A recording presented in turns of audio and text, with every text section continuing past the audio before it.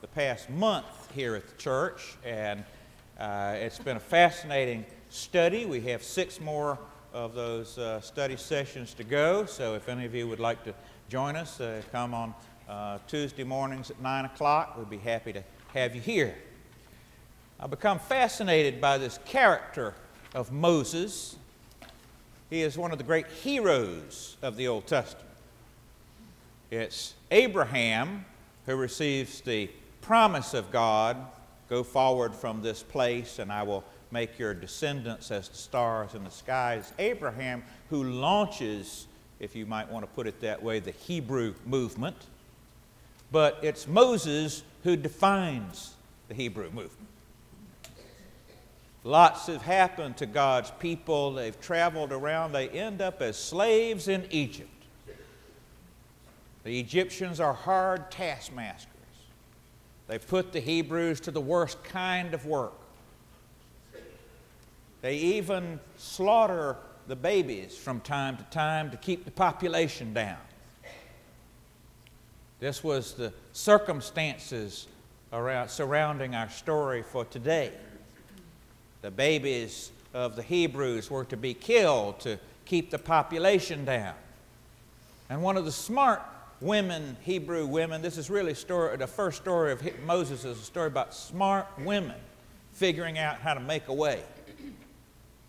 One of the Levite women, that means she was in the priestly group, doesn't want her child to be endangered, so she keeps him secretly away for 3 months. But then he's getting a little bit older and beginning to make more noise and cry, and it's hard to keep him secreted away, so she and her daughter and some friends come up with an elaborate plan. You see, the daughter works as a servant for the princess, for the daughter of the Pharaoh. And every so often she comes down to the Nile to bathe. And so they come up with this ingenious plan. They'll put little baby Hebrew in a basket that they make out of papyrus and tar, and they'll hide him in the bulrushes. And when the daughter of the Pharaoh comes down to bathe, the daughter of Moses' mother, his sister, who's working for him, will stroll along the bank and say, "Oh my goodness, look what we found here, a baby in the bulrushes." And then she'll take the baby back to the Pharaoh's daughter, and hopefully something positive will happen. In this case, the Pharaoh's daughter says, "Oh, well, this is one of those Hebrew babies that we've been having so much trouble with. Let's keep this one."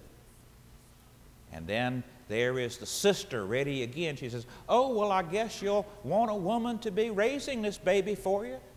She said, "Well, that's a good idea. Why don't you find someone?" And she goes and gets Moses' mother. So Moses' mother raises her own child, is paid for by the Pharaoh, and then he is adopted in to the Pharaoh's house. There are some wise women. Pharaoh is king. He's more than king, he's God. His immediate family is empowered to do anything. So this Hebrew child becomes educated. They educate him in the palace. He learns about all of the Egyptian gods. He learns about the Hebrew God from his mother and his tribe. He's got 2 allegiances. He's torn. And as a young man, one day he sees the Egyptian taskmaster beating on a slave, and he kills him. Kills him out of anger. He's a murderer. He has to get out of town. He flees as far away as he can go. He goes out into the middle of the Sinai desert away from Egypt and meets up with another group of people, the Midianites, who just happened to be the first people in the world and civilization to have invented a certain kind of writing so that you can express many different kinds of ideas. Who's the one who will bring the tablet down the mountain later with the writing on it so that they can remember from generation to generation? Moses. God keeps putting him in these situations. Well, Moses is a good hard worker. He's out in the desert, meets the Midianites. They like him. Jethro, not Jethro from the Clampetts, but the real Jethro, first Jethro. Jethro, the priest of the Midianites, adopts him into his clan, gives him one of his daughters to marry, and Moses settles down. He's now a sheep herder out in the middle of the Sinai desert, doing pretty well for himself. But then the burning bush. He's out one day with his animals and he sees a bush that's on fire, but it doesn't get consumed. And like most curious people, he goes over to see what it is, and God's voice speaks out of the bush. Says, "Take off your shoes, you're on holy ground." And then, much to Moses' surprise, he says, "I got a job for you. I want you to go back to Egypt," the last place that Moses wants to go. He's a wanted man.